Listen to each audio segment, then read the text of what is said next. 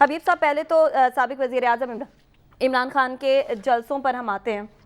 آج جو اپنے جلسوں میں وہ بات کر رہے ہیں کہ جناب میں کسی بھی دن کال دے سکتا ہوں 20 مئی کے بعد اپنے لوگوں کو وہاں پر آنے کی. وہ ہم اپنے ناظرین کو ایک بار سنوا بھی دیتے ہیں، پھر اس پر باقاعدہ آغاز کرتے ہیں ڈسکشن کا.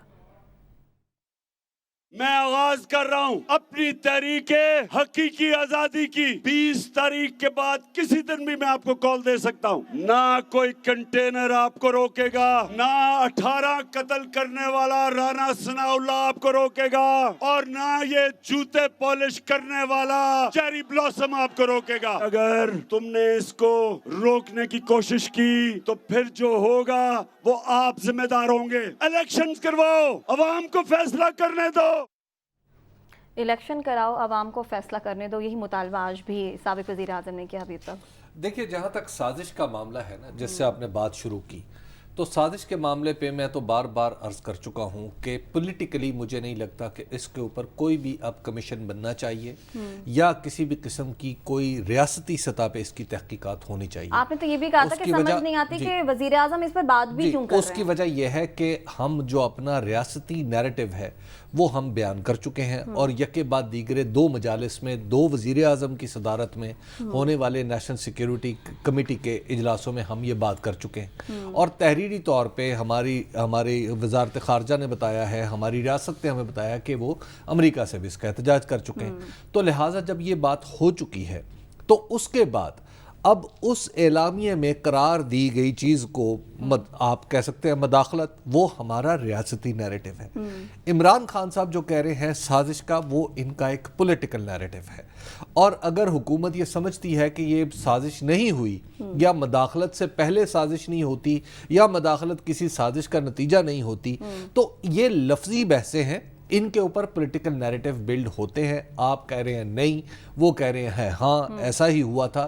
تو اب اسی بنیاد پہ ایکچولی اگلا الیکشن لڑا جائے گا. آج تک کی تاریخ میں ایسا لگ رہا ہے، کیونکہ سابق وزیر اعظم بھی کہہ رہے ہیں کہ یہ فیصلہ عوام کو کرنے دیں، ووٹ ڈال کے کرنے دیں کہ یہ میری حکومت سازش سے گئی تھی یا میری حکومت کسی اور وجہ سے گئی تھی، یا میری پرفارمنس اتنی بری تھی. آج وہ اپنی پرفارمنس بھی کسی درجے میں بتا رہے تھے کہ مجھے کن مشکلات کا سامنا کرنا پڑا اور میں نے ان معاشی مشکلات پہ قابو کیسے پایا.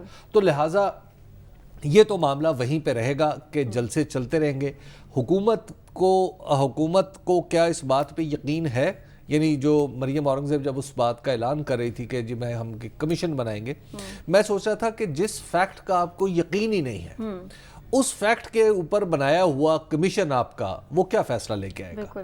تو لہٰذا اب آپ کو یہ بالکل ایک شوق فضول ہے کہ ہم کسی طریقے سے دفتری سی کاروائی کر کے، وہ بالکل بچوں کا کھیل معلوم ہوگا کہ ایک شخص بیٹھ جائے گا ٹائی کوٹ پہن کے میری طرح جناب، اور وہاں پہ بیٹھ کے دے گا اچھا تم بتاؤ، اچھا تم بتاؤ، اور لکھیے دے گا کہ جناب اس میں کوئی سازش نہیں. یہ ایسا نہیں ہوتا.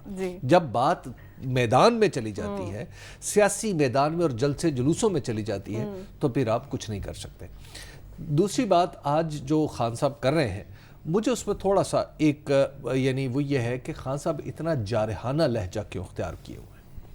آج جس انداز سے وہ اپنی آواز کی پوری بلندی پہ جا کے، جیسا کہ ان کے مطلب دیکھ سکتے ہیں پچھلے جلسوں میں 2011-12 کے جلسوں میں، یا اس کے بعد جو ان کا لب و لہجہ ہوتا تھا، تو ایک تو مطلب ان کی میں صحت کی اور ان کی ہمت کی داد دیتا ہوں کہ جو اس قدر بلند آہنگی سے اپنا پیغام برسر جلسہ پہنچا سکتے ہیں.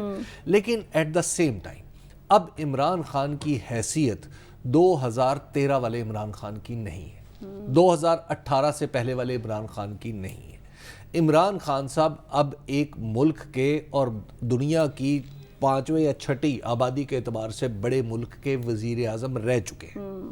اب جب وہ بات کریں تو ان کی بات میں جوش و ولولہ تو اپنے کارکنوں کے لیے ہونا چاہیے، لیکن اتنی بلند آواز کہ جو بالکل آپ سمجھے کہ وہ آپ کے غصے کی علامت بن جائے، تو یہ آپ کے سٹیچر کے لیے بھی شاید ٹھیک بات نہیں ہے، اور پاکستان کی سیاست میں بھی کچھ یہ بہت اچھا رول پلے نہیں کرے گی.